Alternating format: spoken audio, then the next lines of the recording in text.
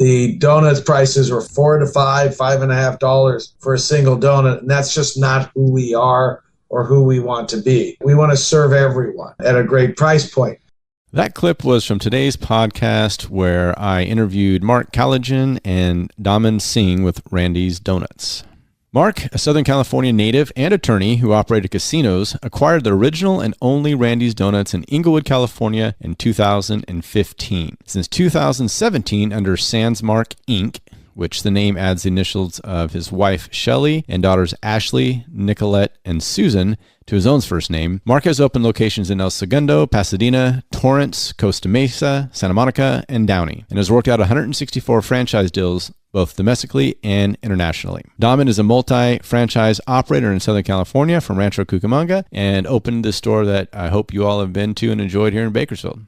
So today was a fun show. We talked about the history of Randy's Donuts, which if you've seen Iron Man or many other movies, you've noticed their presence in them. We discussed a little bit about why they decided to expand here into Bakersfield. We talked about the growth of the Randy's Donuts since the new ownership in 2015. And we also talked a little bit about the community outreach. And I think that's an important conversation to have with businesses and how it affects our local community. So stay tuned and enjoy the episode.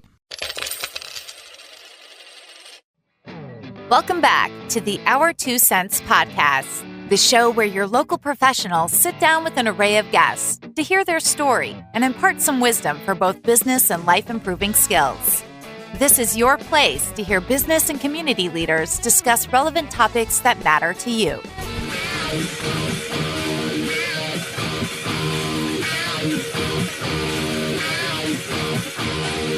And welcome back to the Our 2 Cents podcast. This is Kyle Jones, and I'm sitting here with Shannon Eckroth. And before we get into today's episode, I would like to encourage our followers to follow us on Instagram. Visit our page at our2centspodcasts.com. That's the best way to get involved, stay connected, and up to date as to our new releases. Mark, Daman, thanks for joining us. How are you guys today? Great. Thank you. Appreciate you having us on. Absolutely. Welcome. So where I kind of want to start is I'm definitely not in your guys' industry at all, but I've been in Bakersfield long enough, and our community tends to gravitate towards restaurants, new restaurants, love to eat out. Was that kind of something that your research shown when you decided to open up a Randy's Donuts here in Bakersfield? Oh, Bakersfield's, it's a great area. I mean, it's got all that new development over the last 10 years. It's really become the hub, I think, of Central California, certainly off the 99. And we're just excited to be here. We think it's a market that can definitely hold, 2, maybe 3 stores even. So we're real positive about the marketplace. How many stores do you have nationwide right now? We have 8 stores right now in the United States. We've got another 6 stores internationally, and we have 160 stores in development. Wow. With franchisees at different stages of development. Yeah, I was going to say, I'm sure at varying stages. Those 160, are we looking over rolling out over the next 3 years, 2 years, 6 months, or what does that look like? The grand course of it is closer to 7 to 10 years. But we keep adding more franchisees, and that number just keeps growing. For those who aren't familiar with Randy's Donuts, which I think most people who've seen any movies or I guess pop culture, if you will, would be aware of them. But give us a little bit of histories of the first Randy's Donuts and then how you became to be the owner in 2015, correct? Correct. And Randy's Donuts has been around since 1952. Its last set of owners were 2 brothers, Larry and Ron Weintraub, who owned it from the early 80s until they sold it to me in their retirement. It was a great opportunity. I jumped right on it. And, we've been, it's a family operation. We've been very excited to take over the legacy of such a well-known, iconic brand. We made a strong point of not changing anything. In fact, we've expanded on our recipes and proprietary ingredients that we've had made. We've expanded from the 1 store by the airport, by LAX. And again, we're up to 8 stores now, and we're just keep growing. That was actually one of the things I was wondering most about was, well, to be honest, I went this morning and got the office donuts, and, it wasn't my first time, but But the assortment of donuts you have is like no other. I mean, they're wild. I mean, they're really crazy. And so I'm wondering, in 1952, when the donut shop first opened, was it like that? Was that the plan, to be just completely outlandish and crazy? Or, I mean, what was... it's hard for me to speak back to the original owner back in 1952, but I would say that we introduced what we consider to be the more premium type donuts. Churros on it, a lot of crazy toppings. We introduced that about 3 years ago. Up until that point, for the last 65 years before that, it was your basic standard donuts, your glazed, chocolate raised, apple fritters, cinnamon roll, sugar donuts, jelly donuts, things along those lines. We've always been a brand that we proudly say, we serve every demographic and every economic group. So that must have been around 2018. What prompted you guys to delve into a more, I guess, creative type donut as opposed to your, as you said, traditional glazed maple, so on and so forth? The marketplace changed a little bit. We started to see a lot of introduction of artisanal or gourmet donut shops whose price points were just not going to work for our basic customer profile. The donuts prices were $4 to $5.50 for a single donut, and that's just not who we are or who we want to be. We want to serve everyone at a great price point.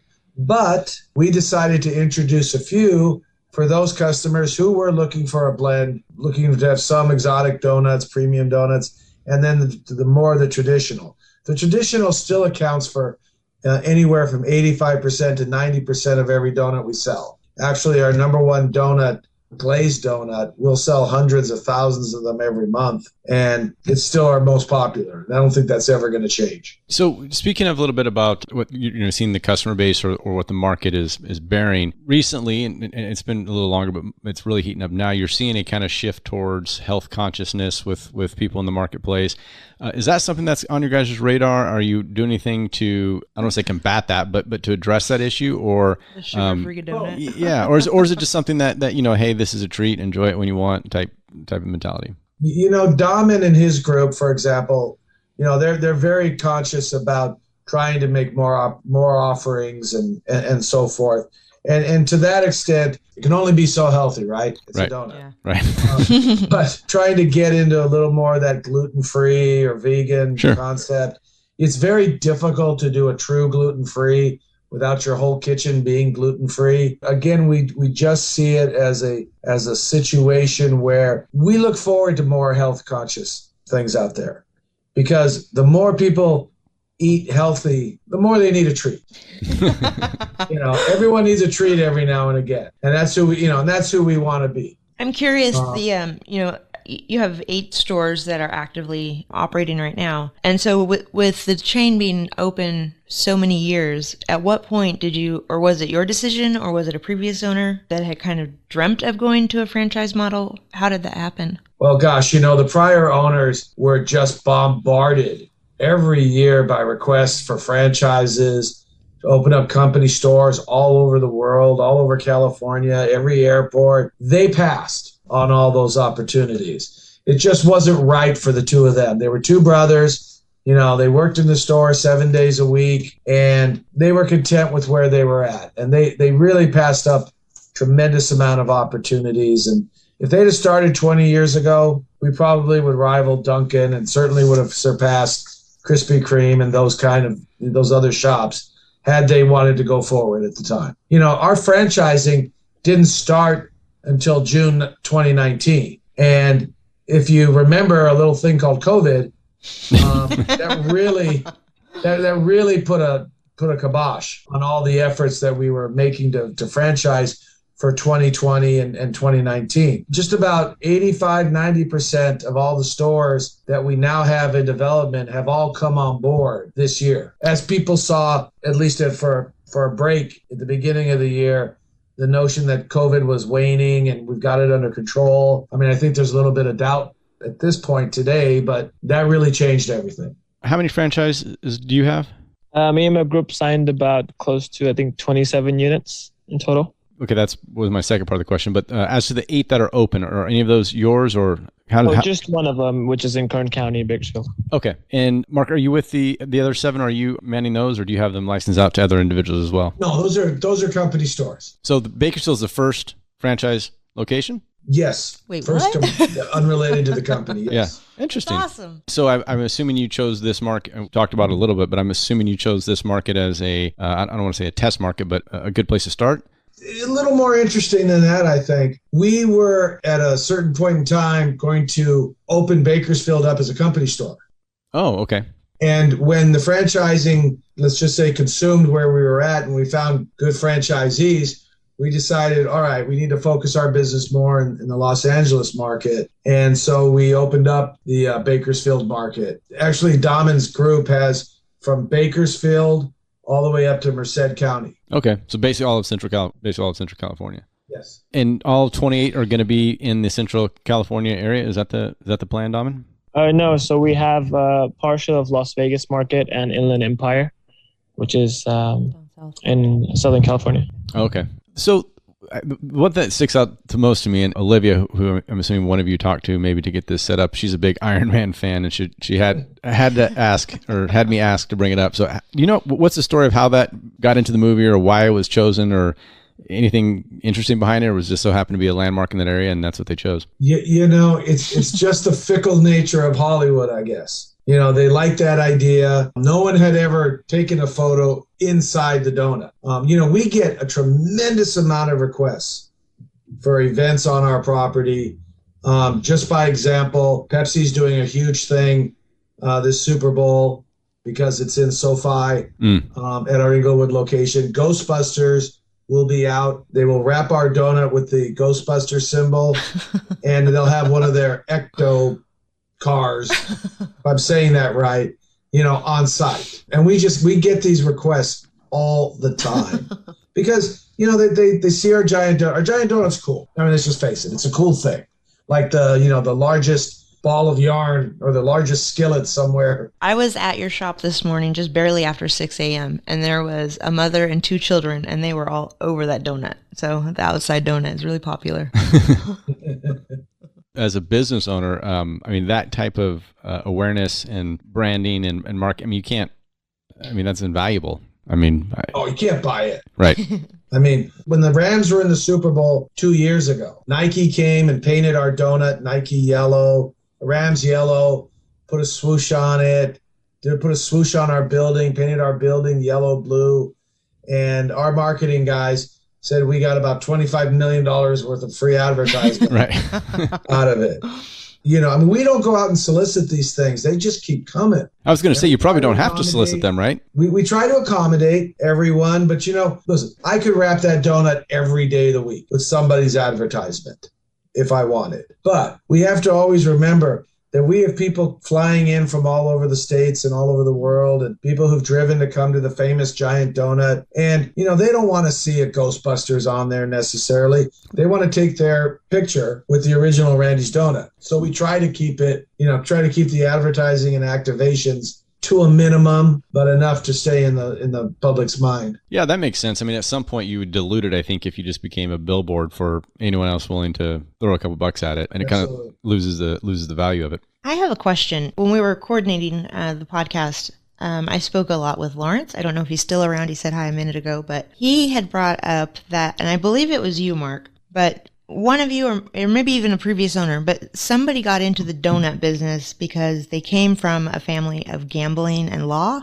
and they wanted their daughters to have a fresh start. Me. That's you. Okay. That's crazy. I've been a lawyer since 1987. I've been in the casino business as an owner since 97, but as a operator since 2005. And, the casino business is what it is, and it's not really where I wanted to see my daughters go into. And my daughters, all graduated from USC, all smart girls. One was the youngest agent in Hollywood, and the other one was working for Shake Shack as a manager in the supply chain. They're great girls. I can't ask for anything more than to work with my daughters every day. It just doesn't get any better than that. And I would not do that in the casino environment. Do you still maintain your license? Are you practicing at all, or is that kind of in the rearview mirror? I maintain the license mostly for my own benefits, to be able to represent the companies that I'm an owner in. But for the most part, I don't get involved at all in the legal practice anymore. Do you miss it? No. He's got donuts now. I knew the answer before I even asked the question, but I had to. That's a good lawyer. You're supposed to know that you're not supposed to ask a question you don't know the answer to. There you go. Do you have any events planned here? And I guess this may be more for Daman or maybe Mark, but any events planned in Bakersfield and community outreach, anything that you guys are doing to make Bakersfield more aware of your brand and or to get involved in the community here in town? Yeah, we are actually. We just did some marketing partnership with Condors, which is the big hockey team out there. And also this Saturday, we're actually hosting a breast cancer awareness event.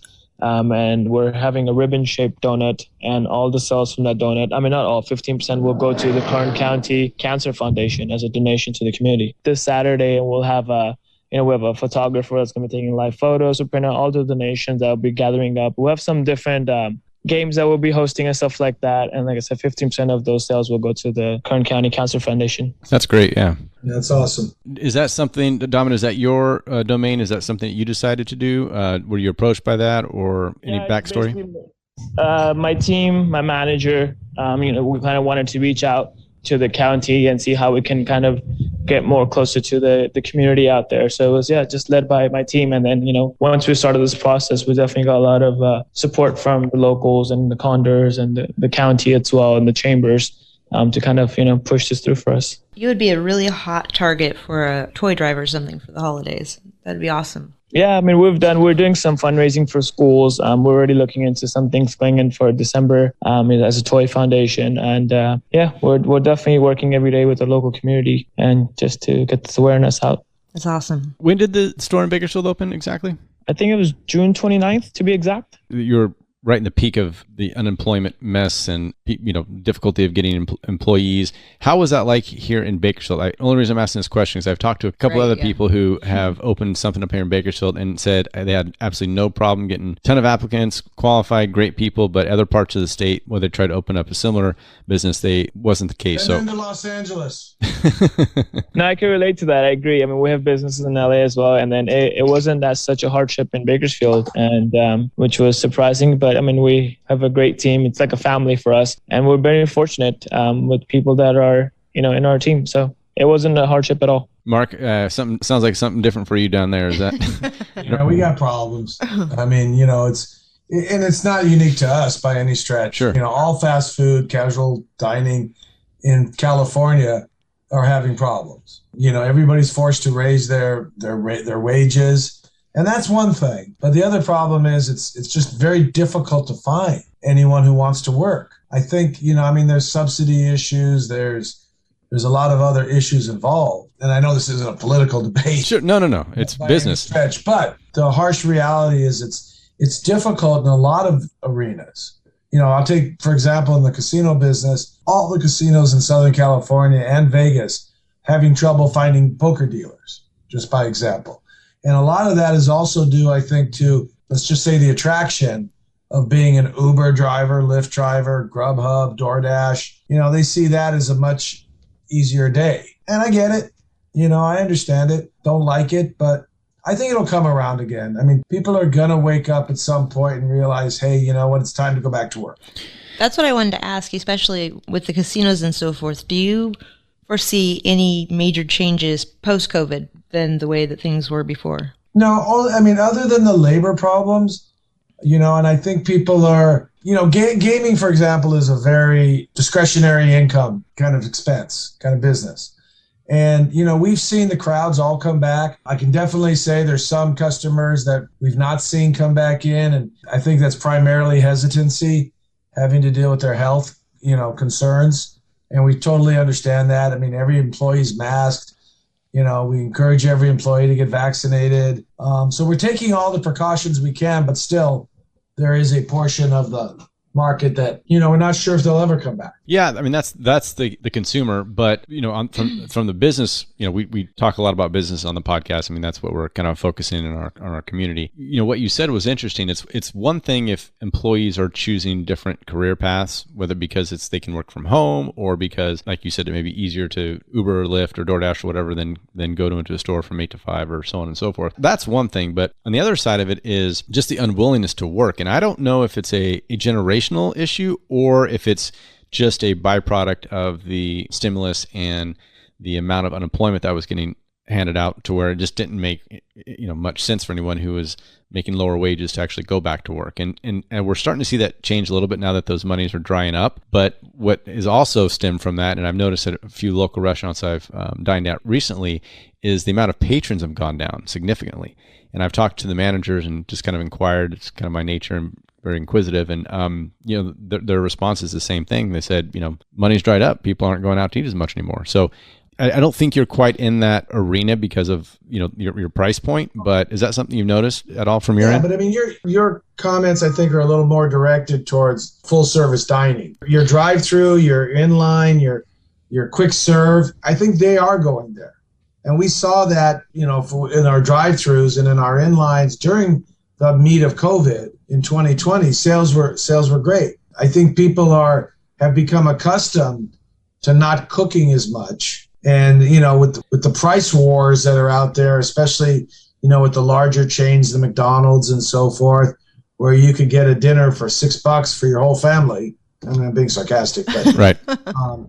It's kind of hard to go to that full service dining experience, or even be worth it to cook at home. I mean, I think that'll change and people will go back to their habits pre-COVID. But I think we're still not there yet. Yeah, no, it's been an interesting transition. I think we're kind of at the precipice of which way it's going to go. And so I was just curious if you've noticed that at all from your end. But you're right, it is a little different, as you said, indoor dining as opposed to, I think, where your price point is at. It not affect as many people from a discretionary income standpoint. Mark, I'm curious. I know that we're going to wrap up soon. I was wondering, you've been an attorney, you've gone through the casinos. Sounds like you're still engaged with that. And then franchise opportunities. Is there something else ahead that you're looking forward to doing as well?